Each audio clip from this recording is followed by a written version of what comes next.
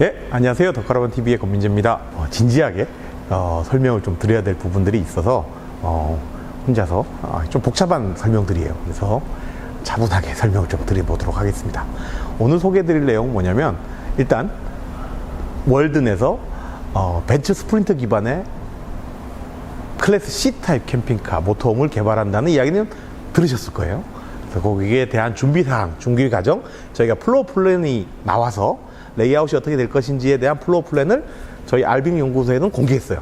그래서 오늘 유튜브를 통해서 플로어 플랜을 보여드리고, 또 이 차에는 어떤 혁신적인 제품이 들어가는지 보여주는데, 그 중에 가장 핵심인 사항, 첫 번째, 지금까지 전기 시스템과는, 배터리 시스템과는 완전히 다른 새로운 배터리 시스템이 들어갑니다. 그래서 오늘 그 부분을 보여드리고 자세하게 설명을 해드리려고 어렵게 세팅을 막 했습니다. 오전부터 세팅을 했는데 잘 설명이 될지 차근차근 설명을 드리도록 하겠습니다. 자, 플로어 플랜은 요렇게 저희가 연구소에 통해서 이미 공개가 돼서 이름이 월든 N-노마드 S770이라는 모델로 정해졌어요. 서브 브랜드가 N-노마드로 들어갑니다. N-노마드는 노블레스 노마드라고 해서 요즘 자신의 취미와 여행이나 자신의 취미, 자기 개발에 아낌없이 투자하는 노마드족, 옛날에 유목민 같은 그런 노마드족을 신조어라고 합니다. 그래서 N-노마드, 우리 캠핑카 모터홈에 아낌없이 투자하고 즐거운 여행과 가족 여행을 하시는 분들을 지칭하는 그런 뜻이고요. 뒤에는 S770, 아시겠지만 벤츠에는 S클래스가 있죠. C클래스, E클래스, S클래스, 최상위 S클래스, 400, 350, 400, 500 이렇게 있고, 아마 제일 높은 게 마이바흐의 S680이 제일 높은 걸로 알고 있어요. 현재 나오는 걸로는. 그 위에 N-노마드 S770. 그건 농담이고요. S770은 스프린터 770이죠. 그래서 7m 70의 길이를, 내부 길이를 가지고 있는 모델입니다.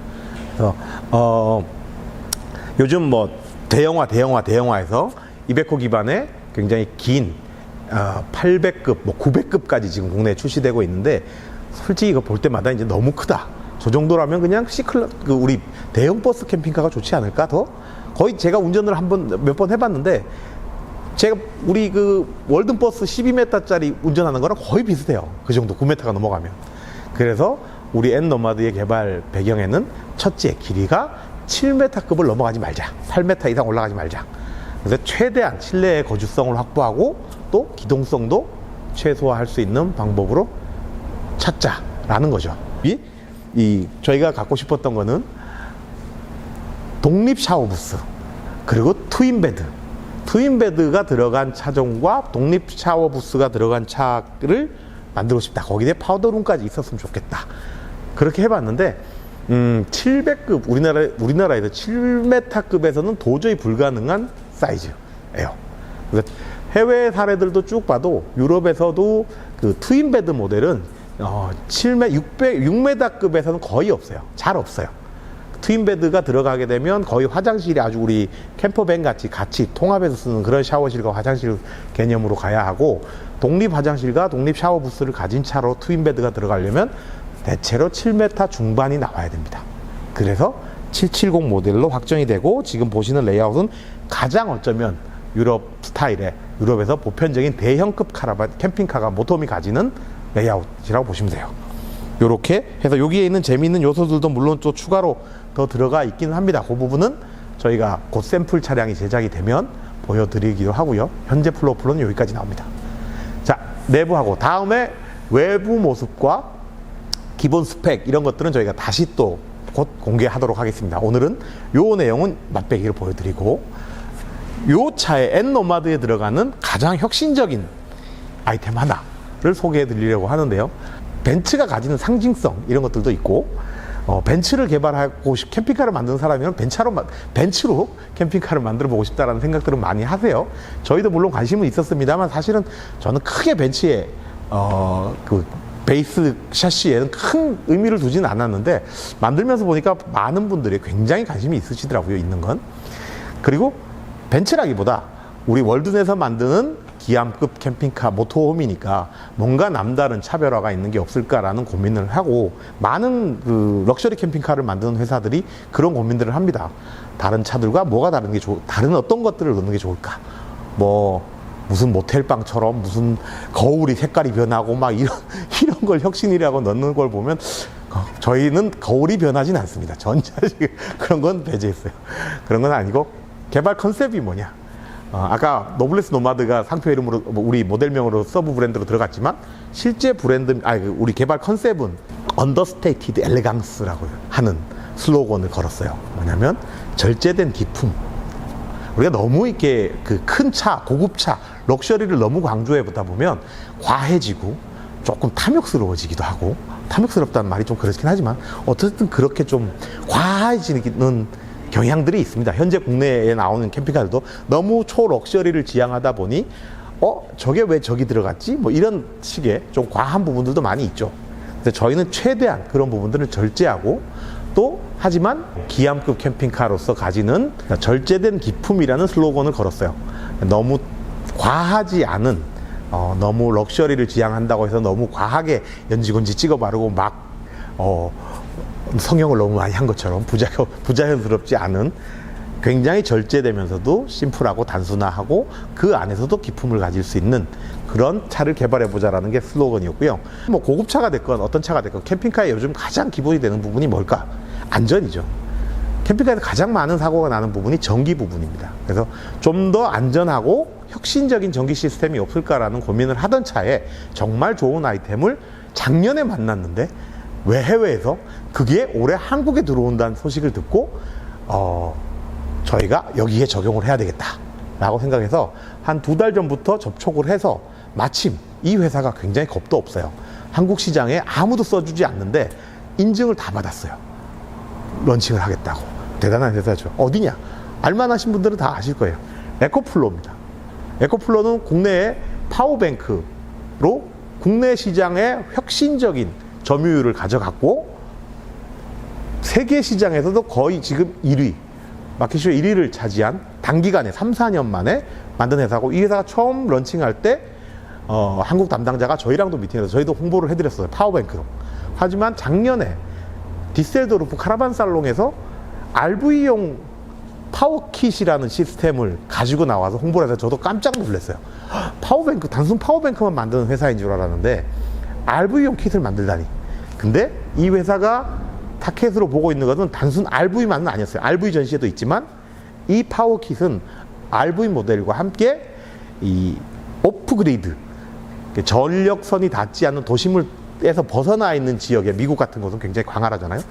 전력선이나 이런 부분이 닿지 않는 곳에서 자체 전력을, 태양광이나 이런 걸 통해서 자체 전력을 만들어서 같이 배전할 수 있는, 비상시에도 쓸 수 있는 그런 시스템입니다. 그래서 오프그리드 하우스에서 쓸 수 있는 시나리오가 있고, 이 안에는 또 우리 같은 RV용 자동차에도 적용이 가능한 시나리오를 직접 만들어서 작년에는 RV용으로 개발해서 아예 디셀도르프 카라반 살롱에 나왔었죠. 가보고 정말 잘 만들었다. 정교하고 미려하고 디자인도 예쁘고. DJI가 중국의 애플이라고 불리잖아요. 드론 회사. 드론 회사에서 가장 중요한 부분은 배터리 관리 기술이잖아요. 이 에코플로가 DJI 출신 3명이 나와서 만든 회사예요. 디자인도 정말 잘하는 고 개발자, 배터리 매니징 기술이 탁월한 회사에서 나와서 만든 모델이라 그런지 굉장히 그 파워뱅크에서도 이때까지 사고 없이 굉장히 빠르게 시장을 점유해 나간 회사입니다. 거기서 만든 모델이라서 굉장히 디자인적으로나 배터리 매니징 기술이라든가 인터페이스라든가 뭐 하나 빠뜨릴 게 없이 굉장히 좋아 보였어요. 멋지다 했는데 가격을 듣는 순간 딱 놓고 나왔어요. 자, 어떻게 구성되어 있는 시스템인지. 이거는 배터리가 아닙니다. 제가 지금 우리 차에는 배터리가 이게 들어갑니다 라고 말씀드리는 게 아닙니다. 이거는 RV에 들어가는, 우리 차에 들어가는 전기 시스템 전체입니다. 이 부분이 단순 배터리 하나가 아닙니다. 여기서 보이시는 부분에서 요거 한 덩어리 요게 배터리이긴 합니다. 리튬 이온 배터리고요. 이 한 덩어리가 우리가 지금까지는 뭐 일반적으로 배터리 용량을 알 때는 암페어로 용량을, 저장 용량을 암페어로 흔히 많이들 이야기했지만, 이거는 전기차처럼 킬로와트아워로 5kWh짜리가 하나, 둘, 셋 해서 토탈 최대 15kWh의 배터리 용량을 가집니다. 그럼 얼마나 되지? 라고 생각해 보면 우리 EV6 전기차, 기아의 EV6가 77kWh입니다. 배터리 용량이. 이게 15kWh니까 거의 20%, EV6의 20% 정도 되는 용량입니다. 어마어마하게 큰 것 같죠. 그래서 우리가 흔히 말하는 암페아로, 전류로 이야기를 하면 1300, 한 40, 50A 정도 될 겁니다. 이 세 개를 다 하게 되면. 요즘 RV들이 캠핑카 너무 많이 넣어요. 배터리들. 좀 제가 아시는 분은 1800A 가지고 계시는 분도 계시거든요. 배터리 가격만 뭐 1000만 원 넘게 들어갔다. 이렇게 해서 1800A도 넣으시는 분도 봤는데, 그분들 이야기 들으면 어떠세요? 써보시니까. 고용량이라 좋으시겠어요? 하면 하나같이 하시는 말씀이, 쓸 땐 좋은데 채우기가 힘들어. 고용량이라고 무조건 좋은 건 아닙니다. 1800A를 채우려고 한다면 현재 우리 전기차, 우리 캠핑카에서 사용하는 배터리 차징 시스템을 가지고 충전을 하려면 며칠이 걸릴 수 있습니다. 힘들죠. 저희도 여기서 1200A가 요즘 많이 나가요. 인산철 1200A가 많이 나가는데, 실제로 20A나 30A 가정용 충전기를 갖고 40A 정도의 가정용 충전기를 갖고 하면 시간당 40A 충전하는 거니까 10시간 해야 400A고 3시간 30시간을 해야 1200A가 되는 거예요. 제로에서 돌리려면 40A 가지고 하면 30시간, 하루 반이 걸리는 거죠. 실제로 우리 여기 있는 차 제가 가끔 충전해 드리려고 보면 하루 정도 꼬박 24시간 꽂아놔야 100% 갈 때도 있어요. 물론 이제 태양광의 도움을 또 받으면 더 빨라지겠고, 주행 충전의 도움을 받으면 또 더 빨라지겠지만, 1800A 쓰시는 분이 한 서너 시간 운행하면 한 20-30% 찬다고 하시더라고요. 갈 때 20-30% 채우고, 대신 집에 배터리 태양광을 잔뜩 깔아놓으면 일주일 동안 열심히 낮에 충전해서 어느 정도 한 30-40% 올라오고, 100% 충전을 잘 못 보신대요. 캠핑장을 가지 않는 이상. 1800A를 충전하려고 또 캠핑장 갈 수는 없잖아. 그럼 캠핑장 갈 거면 뭐하러 1800A를 또 달아? 그렇죠. 이 딜레마예요. 그래서 캠핑카에서 무조건 늘릴 수는 없어요. 우리 전기차들 같으면 요즘은 충전기 속도가 100A짜리도 있고 뭐 여러 가지 있잖아요. 그런 걸로 넣으면 뭐 77kW 정도도 요즘 15분, 20분에도 충전해요. 현대 이픽 같은 데 가면. 그런 초고속 충전 기술이 들어가야만 대용량 배터리를 운영할 수 있는 거거든요. 뭐가 다르냐? 이 고용량 배터리를 가지고 있으면서 이 파워 허브를 통해서, 이 파워 키트 시스템이라고 부르는데, 이 파워 허브를 통해서 얘네는 엑스 부스터 기술이 있고 엑스 스트림 기술이 있어요. 엑스 스트림 충전 기술을 가지고 일반 충전보다 센 거의 최대 3.6K까지도 충전을 받아줘요. 3600W 아워, 3600W로 충전을 받는 거예요. 어마어마한 3.6K죠. 3.6kg, 2kg짜리 충전기 갖고 돌려서 3.6kg 땡기면 충전기 죽어요. 근데 우리 전기차들 보면 가정용 충전기가 3kg짜리 나와요. 그 정도 용량으로 당겨서 충전을 한다면 이 1800A 정도는 한 서너 시간이면 충전이 돼요. 근데 캠핑장 가서 그렇게 쓰면 캠핑장 다 다운되겠죠. 캠핑장은 우리나라 법상은 600W로 고정돼 있잖아요. 그럼 안 되네. 그것 때문에 저희 솔직히 고용량 충전기 쓰는 차들 중에 캠핑장 가서 전기 꽂았다가 다운돼갖고 못 꽂는 분들도 계세요. 그래서 충전 포트만 따로 만들어 달라 이런 분들도 계셨었는데, 이거는 조절이 됩니다. 충전이 고용량 충전이 가능하지만 원하는 만큼 내가 조절을 해 나갈 수 있어요. 그래서 충전 기술이 굉장히 좋고, 캠핑장 같은 데 가서 민폐가 되는 곳에서는 AC 충전은 다운시켜서 400W, 500W, 600W, 뭐 800W, 이렇게 내가 원하는 1000kW, 이렇게 1kW, 이렇게 1000kW가 아니라 1kW, 이런 식으로 해서 내가 조정을 하면 되는 부분입니다. 그게 굉장히 쉽게 앱으로도 되고, 컨트롤 패널도 있죠. 컨트롤 패널로도 가능하고. 충전이 일단 가장 좋다. 그래서 이 고용량 시스템을 받쳐줄 수 있는 충전 시스템을 갖춘 현재 모터홈 캠핑카의 우리나라 모터홈 시스템은 없다. 그래서 이 정도면 게임 체인저가 되지 않을까? 물론 고가예요, 상당히. 그래서 아직은 뭐 전 캠핑카에 다 적용하기는 아직은 어려울 겁니다. 하지만 요즘 1억 5천 이상, 뭐 1억대 중후반 정도에 들어가는 럭셔리급 캠핑카에는 그에 걸맞는 시스템이 아닐까라고 생각하고, 거기서는 게임 체인저가 될 수 있겠다라는 생각을 가지게 됐어요. 그 다음 핵심은 뭐냐? 얘예요. 얘가 파워 허브입니다. 이 파워 허브에 배터리들을 꽂으면, 지금 현재 배터리 1, 배터리 2, 하나, 둘만 꽂았어요. 저 위에 거 하나 더 하면 3개까지 꽂혀져요. 배터리를 각각 꽂고 통신이 됩니다. 그리고 요거는 한전 충전 라인이에요. AC 충전이 이리 들어가는 거죠. 우리 차에서 외부 전원 아울렛이 이제 여기 연결되겠죠. 이렇게 하면 한전 충전이 되는 거고, 여기는 또 AC 인 아웃풋 10A까지 뺄 수 있는 AC 아웃 220V 10A입니다.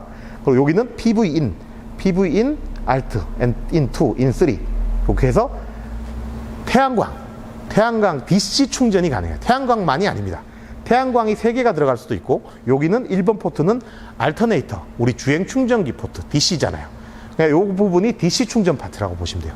여기가 AC 충전 라인, 여기가 DC 충전 라인, 여기가 배터리 들어오는 거 나가고, 그러면 AC 아웃 여기 있고, AC 메인 아웃이 하나 더 있고, 위에 DC 아웃이 있어요. 이렇게 해서 또 나가는 게 있고, 얘가 파워 허브, 말 그대로 모든 이 전기 시스템의 허브 역할을 하고 있는 겁니다. DC to DC 충전, 주행 충전, 태양광 MPPT 충전, 그 다음에 AC 충전, 그 다음에 220V 인버터, 바이패스 기능, 모든 거 다 가지고 있는, APU 기능까지 다 가지고 있는 파워 허브 모델입니다. 잘 빠졌죠. 파워 라인이 여기 다 있어서 파워를 다 켜고, DC 켜고, AC 켜고, 출력도 켜줄 수 있고. 하지만 이거는 차 밑바닥 뒤쪽 안 보이는 배전반 쪽에 들어가겠죠. 근데 여기 파워를 켤 수는 없으니까 앱에서 관리가 다 됩니다. 그리고 컨트롤 패널이 있습니다. 그럼 여기서 나가는 전기와 들어오는 것들은 어떻게 하냐. 자, 여기서 알터네이터 차량용 전기 라인은 딱 준비가 되어 있어요. 이 시스템은 플러그 앤 플레이처럼 플러그를 꼽는 방식, 소켓대로 전용 소켓을 꽂으면 끝나요. 여기 보시면 이렇게 케이블까지 딱 들어 있습니다. 이 케이블은 뭐냐, 파워 허브 알터네이터 차지 케이블, 6게이지 60A 최대 맥스 6m 딱 정해져 있습니다. 이 케이블을 가지고 여기에 꽂고 여기에 차량용 배터리를 연결하면 됩니다. 어머, 60A밖에 안 돼? 1200W인데, 물론 주행 충전은 굉장히 조심해서 해요. 여기서도 관리를 많이 하니까 대용량을 넣지 않습니다. 하지만 용량이 60밖에 못 받는 건 아닙니다. 케이블이 그래요. 그러면 이 케이블을 하나 더 사. 그러면 포트가 2개잖아요.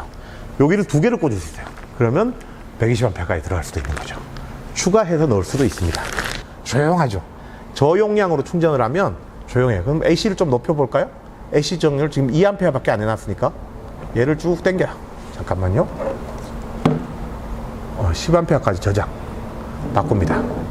그러면 이제 AC 충전을 올라가죠. 총계가 670, 780, 725.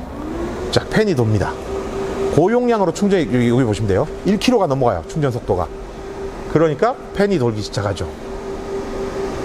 굉장히 빠르게 반응하잖아요. 팬 속도도 자동으로 조정이 되고, 현재 1.4kW, 1.5kW 입력이 들어오고 있는 거예요. 1.6kW.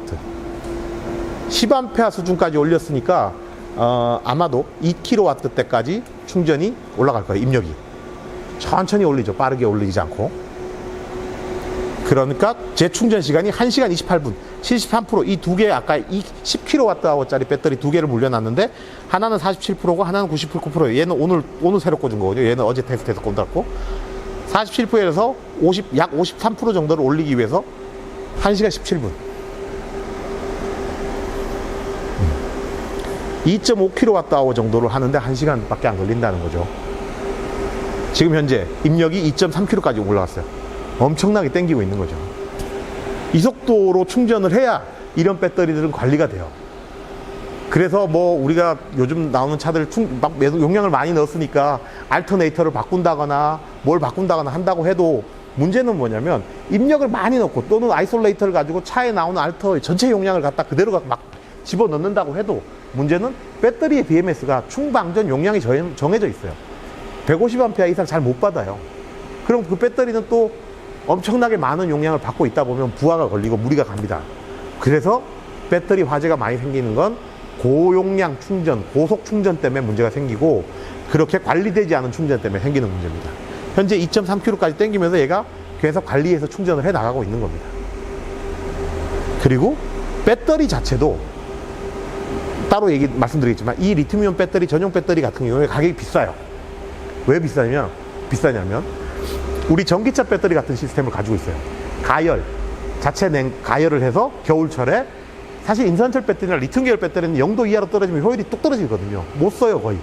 근데 얘는 사용 가능 온도가 영하 25도부터 60도까지 사용 가능 온도로 되어 있어요.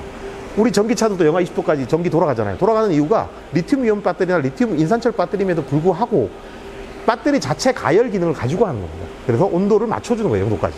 얘도 가열 기능을 가지고 있습니다. 그래서 효율을 극대화해서 뽑을 수도 있고, 수명도 연장할 수가 있고, 또 내부 온도가 올라가면 팬으로, 물론 전기차들은 순행으로 시키지만 얘는 공기적으로 그 팬으로 온도를 또 떨어주는 기능도 있습니다.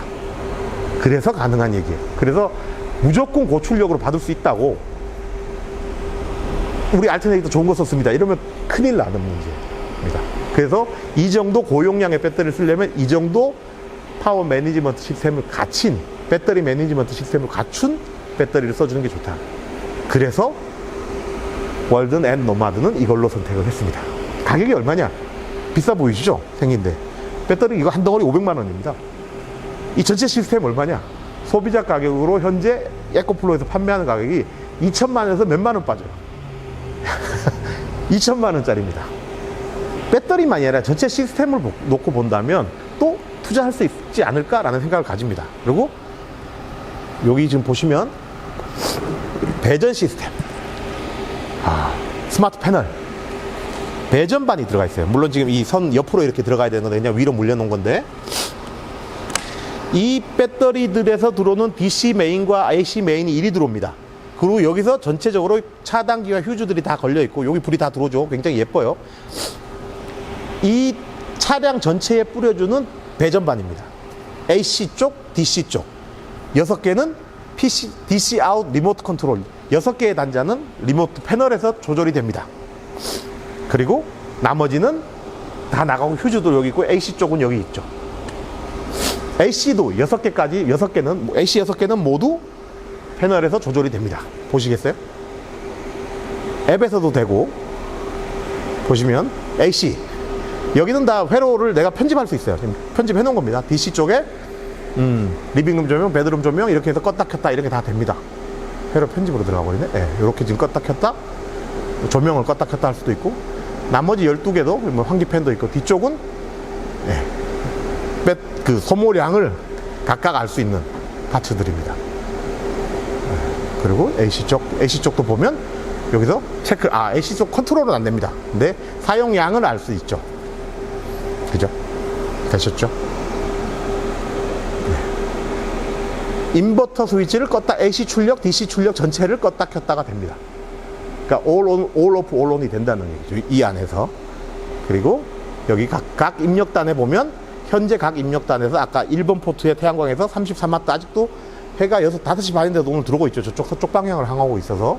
그러니까 두 번째는 비어있고 세 번째도 비어있고, 현재 AC 쪽 입력이 2.3kW가 들어오는 겁니다. 자, 2.3kW 너무 세. 우리 집 여기도 위험해. 10A. 10A 하면 2.3kW거든요. 자, 이 용량을 줄여버리면 돼요. 400 정도 저장. 자, 이제 쭉 빠지죠. 팬 속도도 같이 줄어들면서 쭉 빠지는 거죠. 그러면 현재 전체적으로 보면 입력이 이제 1kWh로 1kW 수준으로 줄어들어요. 1kW만 해도 사실은 12V 기준으로 하면 거의 800W짜리 80A짜리 뭐 이런 정도의 충전기 속도예요. 근데도 2시간 반. 자, 그럼 여기서 여기 지금 AC 포트에 지금 여기에 저희가 이 에코플로우 에어컨과 우리 텔레 에어컨 2개를 다 걸어놔 봤어요. 한번 텔 작동을 시켜 볼게요. 에코플로우 에어컨 139,900원 웨이브 2 모델입니다. 출력이 289 점점 올라가기 시작하죠. 이제 저 에코플로우 저 웨이브 2도 배터리가 천천히 인버터 방식으로 천천히 올라가는, 전력 소모가 천천히 굉장히 슬로우 스타트가 걸려 있는 거죠. 입력단이 대신 같이 올라가요. 아까 1kW였는데 340이 늘어나면서 34kW가 올라가잖아요. 이게 뭐냐면 충전 암페어는 유지를 하면서 내가 지금 현재 AC 전원이 들어와 있는 상태에서는 배터리 충전은 그대로 계속 유지합니다. 아까 속도를. 추가로 사용되는 것만큼 더 당기는 거예요. 바이패스를 시키고 충전은 충전대로 계속 미는 방식이에요. 그래서 차내 전원이 육상에 AC 전원이 걸려있는 상태라면 충전은 계속 배터리 충전을 시키면서 차 내에 다 사용하는 AC 전원은 그대로 바이패스해서 날려주는 겁니다. 용량이 더 늘어나죠. 아까 지금 에어컨이 459W니까 1.4kW, 4-5kW 쓰고 있죠. 저기서 저거 900W짜리 한번 켜볼까요? 텔레요? 텔레가 900W 정도 되거든요. 됐습니다. 바로 콤프가 붙어버리네요. 쫙 올라갈걸요? 1.4, 1.5kg 이제 막 올라가기 시작하죠. 아까 보셨다시피 1kg 정도는 충전으로 계속 유지하면서 800kW, 800W 더 추가되고 제가 한 340W 먹고 있었고 제가 이제 하면 2.45까지 넘어가지 않을까요? 입력이 2.15kW 들어오고 있죠. 당기고 있는 거고 출력이 1.27kW 나가는 겁니다. 제900, 제350 정도 나가는 거, 370 정도 나가는 거죠. 그렇게 해서 출력이 나가면서도 1kW 아까 그 충전하고 있었던 그 속도는 유지하는 겁니다. 이 1kW, 2kW라는 게 사실 모터홈이나 캠핑카에서는 사실은 어마어마하게 큰 전기 용량들이에요. 이 용량들을 다루기가 쉽진 않은 상황입니다. 이쯤 되면 12V 배터리들이나 우리 에어컨 하나만 켜도 열 펄펄 난다고 제가 위험하다고 늘 배선 굵은 거 써야 된다, 열 난다, 위험하다, 단자가 녹는다 이런 얘기 수없이 해왔었잖아요. 근데 이걸 그냥 편안하게 다 받아줄 수 있고 2kW도 편안하게 쓸 수 있는 상황. 각 단자마다 정해진 게이지의 배선들을 다 사용을 합니다. 또 냉각 기술을 가지고 있고 자체적으로 다 하고 있으니까요. 편하게 쓸 수 있네요. 여기도 아직도 여유가 좀 더 있어요. 더 쓸 수 있습니다. 배터리 하나도 더 추가할 수 있고 최대 3.6kW를 출력할 수 있는 성능을 가지고 있고 또 순수 정연파 인버터도 들어가 있고 MPPT DC 차저도 들어가 있고 MPPT 방식의 태양광을 쓰는 것도 들어가 있고 또 태양광 알터네이터 주행 충전 다 들어가 있는 파워 허브입니다. 그리고 자체적으로 관리가 되는 거가 있고 이게 500만 원이 나니까 사실 비싸잖아요. 근데 지금 저희도 또 마렌앤드와 에코플로 본사 측에 문의를 하고 있는데 서드파티 배터리, 그냥 일반 배터리를 여기다 물려서 쓸 수 있는 방법이 없느냐. 요즘 일반 리튬이온 배터리 좀 싸게 나오니까 솔루션은 있습니다. 별도의 아답터가 있어요. 얘의 이 커넥터를 가지고 있는 그걸 꽂고 별도의 또 통신선을 가지고 연결해서 하면 컨트롤이 되는데 그때 그렇게 됐을 때 시스템 안정성이나 이런 문제가 없냐 그걸 지금 파악은 해보고 있고 그게 들어간다면 일반적인 배터리를 사용하면서 이 파워 허브와 파워 키트를 사용하면 시스템 비용을 확실히 낮출 수 있겠지만 요 순수 시스템이 제일 좋습니다. 그래서 저희 월든 앤 노마드 S770에서는 요 시스템이 1kW 2개까지가 기본으로 들어갑니다. 그리고 요 하나는 옵션입니다. 1,500만 원짜리 시스템이 기본으로 갑니다. 그럼에도 불구하고 앤노마드의 가격은 그리 높지 않습니다. 벤츠 스프린터인데도 그래서 획기적인 가격이에요. 왜냐?